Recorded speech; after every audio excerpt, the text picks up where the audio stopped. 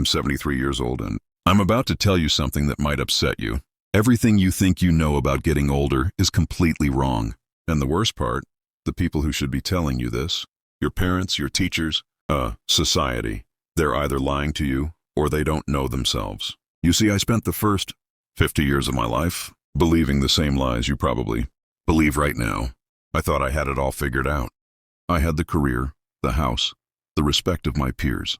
But at 52, something happened that shattered everything I thought I knew.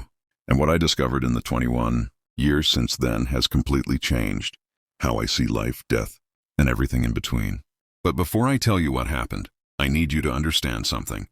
The reason I'm making this video isn't to impress you or to make myself feel wise. I'm making this because I'm running out of time and there are things you need to hear before it's too late. Not for me, for you. At 52, I had what doctors call a cardiac event. That's a fancy way of saying my heart tried to kill me. I was in a meeting discussing quarterly projections when suddenly the room started spinning. The next thing I remember is waking up in a hospital bed with tubes coming out of my arms and my wife crying in the corner. The doctor said, I was lucky. I had just come face to face with my own mortality, and they called it luck. But you know what? They were right. Because lying in that hospital bed with nothing to do but think, I realized something terrifying. I had been living my entire life on autopilot. I wasn't really alive. I was just going through the motions, checking boxes, trying to meet everyone else's expectations. And here's the part that haunts me to this day. If I had died that day, if my heart had stopped, permanently, what would I have left behind? A nice house, a retirement account, a collection of achievements that nobody would remember in 5 years. Let me tell you the biggest lie you're probably telling yourself right now. I have time. I'll do that later. When I'm older, I'll finally live the life I want. I see young people in their 20s, 30s, even 40s, and they're all saying the same thing. When I make more money, then I'll be happy. When I get that promotion, then I'll relax. When the kids are grown, then I'll travel. When I retire, then I'll finally do what I love. Let me save you 50 years of regret with one simple truth. That day never comes. You know why? Because the goalposts keep moving. You get the promotion, and suddenly, you need the next one. You make more money, and suddenly, you need more money. You're always chasing something just out of reach. And before you know it, you're 70 years old wondering where your life went. I did this. I spent 30 years climbing a ladder only to realize when I got to the top that it was leaning against the wrong wall. And you can't climb back down and start over. Time doesn't work that way. Here's something nobody tells you when you're young. Success is a terrible goal, and I say this as someone who achieved everything I set out to achieve. I made partner at my firm. I bought the house. I had the respect of my colleagues, and you know what? None of it mattered. You achieve your goal, and for about 48 hours you feel amazing. Then the feeling fades. You're back to baseline. Now you need a new goal, a bigger achievement, more validation. It's a hamster wheel. I had a friend who died 3 years ago at 68. Worked 70-hour weeks his entire life. Built a multi-million-dollar business. Never took a real vacation. Kept saying he'd slow down next year. Next year came and he had a stroke. At his funeral, his son said, "My father was a successful man, but I barely knew him." Is that the legacy you want? Your regrets won't be about the things you did wrong. They'll be about the things you didn't do at all. I don't lie awake at night thinking about failed business deals. Those don't matter. You know what keeps me up? The trip to Japan I never took because I was too busy. The relationship with my brother that I let deteriorate. The book I always wanted to write but never started. The time I didn't spend with my kids because I was working late. These things eat at you.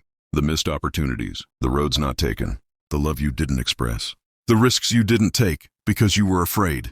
The people you love, your parents, your siblings, your close friends, you think you have unlimited time with them. You don't, and one day that time will run out. My father died when I was 45. We had a complicated relationship, and I was always too busy to really work on it. I kept thinking we'd have time to talk when I was less busy. We never got that chance. Heart attack gone within hours. And you know my biggest regret? All the Sundays I didn't call him.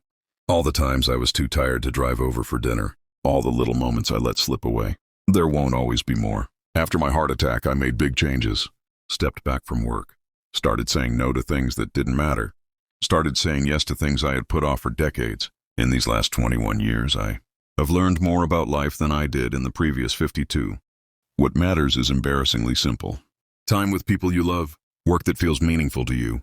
Experiencing things, not owning things, creating memories, being present. I know it sounds simple. When I was your age, I would have rolled my eyes. Sure, but I have bills to pay. And yes, you do. I'm not saying quit your job. I'm saying don't sacrifice what matters for what doesn't. Here's a question. I want you to ask yourself, and I want you to answer it honestly. If you died tomorrow, would you be satisfied with the life you've lived so far? Not would people be impressed by your eulogy? Not did you achieve enough? Music, just would you be satisfied? If the answer is no, then what are you waiting for? What are you doing with your time? That's so important. That you're willing to gamble your one precious life on it. I'm 73 years old. I've been lucky enough to have good health since that heart attack. But every morning when I wake up, I'm aware that I'm on borrowed time. We all are, really. But most young people don't realize this. They think they're invincible. They think they have forever. You don't. I have grandchildren. 3 of them. And when I look at them, I see the same patterns I see in most young people today. They're stressed. They're anxious. They're chasing things that won't make them happy. They're making the same mistakes I made. And I try to tell them.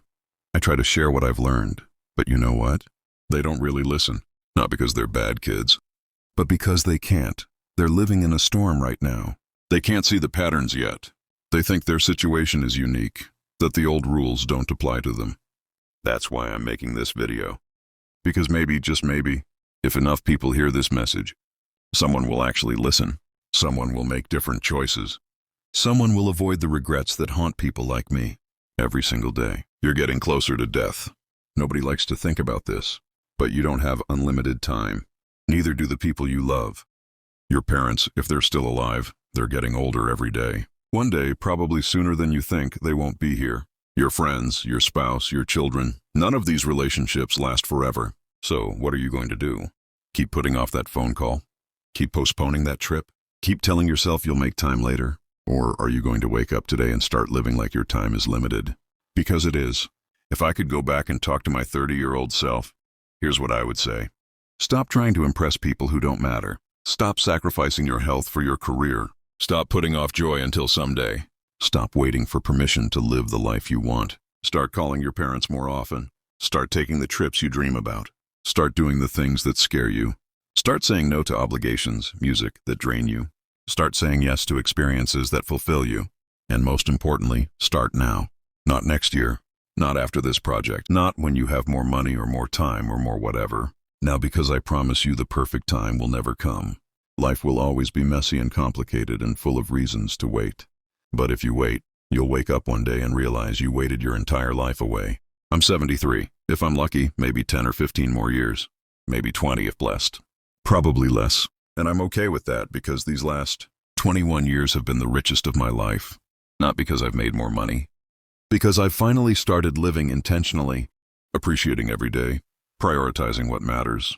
I've traveled to places I always wanted to see, deepened relationships with my children and grandchildren, pursued hobbies I put off, forgiven people I held grudges against, said I love you countless times. I'm happier now at 73 with less time ahead than I was at 30 when I thought I had all the time in the world. That's the irony. When you understand time is limited, you start to actually live. You stop wasting it. You stop postponing joy. You start creating the right time. You have a choice right now, today. Keep living the way you're living. Chasing success, putting off happiness, telling yourself you'll make time later or wake up. Realize time is running out faster than you think, and the life you're waiting to live needs to start now. I can't make this choice for you, but I can tell you, you don't want to be 73 looking back wishing you made different choices. Don't waste 52 years figuring this out. Learn from my mistakes. Live intentionally. Prioritize what matters. Stop waiting for someday. Someday is today. It always has been. If this resonates, share this video. Leave a comment. Tell me what you're going to do differently. Subscribe because I have more truths to share and not much time left. The clock is ticking. What are you going to do with your time?